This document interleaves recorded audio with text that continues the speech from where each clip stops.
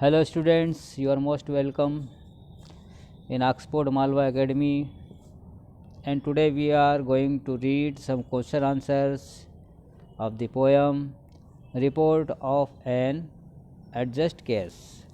यानी कि ये पोएम हमने पहले पढ़ी थी।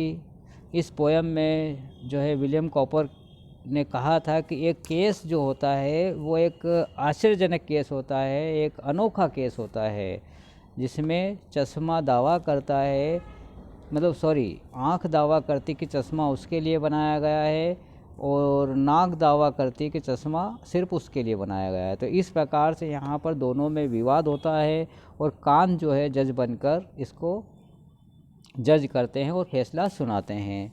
Now let's start the question answer. अब हम इसके क्वेश्चन आंसर समझेंगे और फर्स्ट क्वेश्चन यहाँ पर है इसमें कि what was the point in dispute between nose and eyes.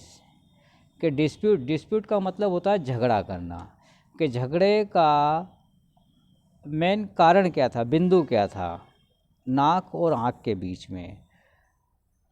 तो यहाँ पर आंसर है there was a strange contest, कि यहाँ एक विवाद हुआ, एक अनोखा विवाद हुआ बिटवीन नोज एंड आइज, आँख और नाक के बीच में एक अनोखा विवाद हुआ। It was over the spectacles, और ये किसके ऊपर था, तो ये जो था स्पेक्टेकल्स के ऊपर था, मतलब के चश्मे के ऊपर था। Nose called the spectacles as his, अब नाक उस चश्मे को उसका खुद का बुलाती है कि चश्मा उसके लिए है। सिमिलरली उसी प्रकार से the eyes express their claim, और आँख भी अपना दावा करती है ओवर द स्पेक्टेकल्स, और आँख भी अपना दावा करती है कि चश्मा उसके लिए है। तो इस प्रकार से उनके बीच में एक आश्चर्यजनक झगड़ा हुआ, विवाद हुआ, जिसमें नाक कहती है कि चश्मा उसके लिए है और आँख दावा करती है कि चश्मा उसके लिए है। तो इस प्रकार यहाँ पर यह अनोखा झगड़ा था। सेकंड जो क्वेश्चन है इसमें, what were the arguments given by the lawyer in the favour of nose as the owner of the spectacles, के उस चश्मे के मालिकाना हक के लिए उस तर्क वितर्क में उस वकील ने नाक के फेवर में क्या तर्क दिए। अब वकील का काम किसने किया था, जबान ने किया था। तो जबान ने उस नाक के पक्ष में नाक का जो मालिकाना हक दिलाने के लिए, उस चश्मे का नाक के ऊपर मालिकाना हक दिलाने के लिए जबान ने किस प्रकार के तर्क वितर्क दिए। तो आंसर है हमारा the lawyer gave the following arguments in favour of knows, यानी नाक के पक्ष में उस वकील ने निम्नलिखित तर्क दिए। As the owner of the spectacles, उस चश्मे के मालिक बनने के लिए। फर्स्ट इसमें कहा गया है, पहला इसने तर्क दिया है कि the nose had been wearing the spectacle since time immemorial, कि अनंत काल से नाक जो है चश्मा पहनती आई है, नाक के ऊपर ही चश्मा सूट होता है। पहला तर्क उसने ये दिया।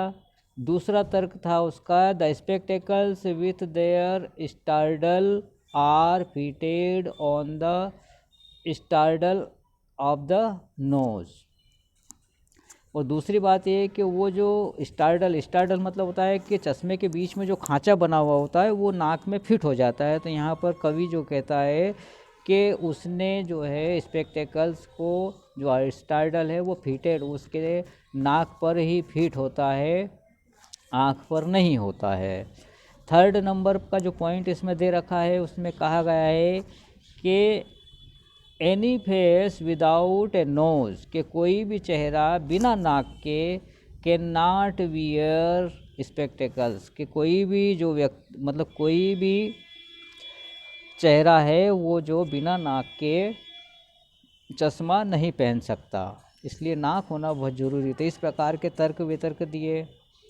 थर्ड नंबर का जो क्वेश्चन है हमारा, उसमें कहा गया है कि when pleaded the case on behalf of the eyes and to what effect, के आँख ने जो जुबान ने जो आँख के पक्ष में जो तर्क दिए हैं वो किस प्रकार के, उनका उसके ऊपर क्या प्रभाव पड़ा।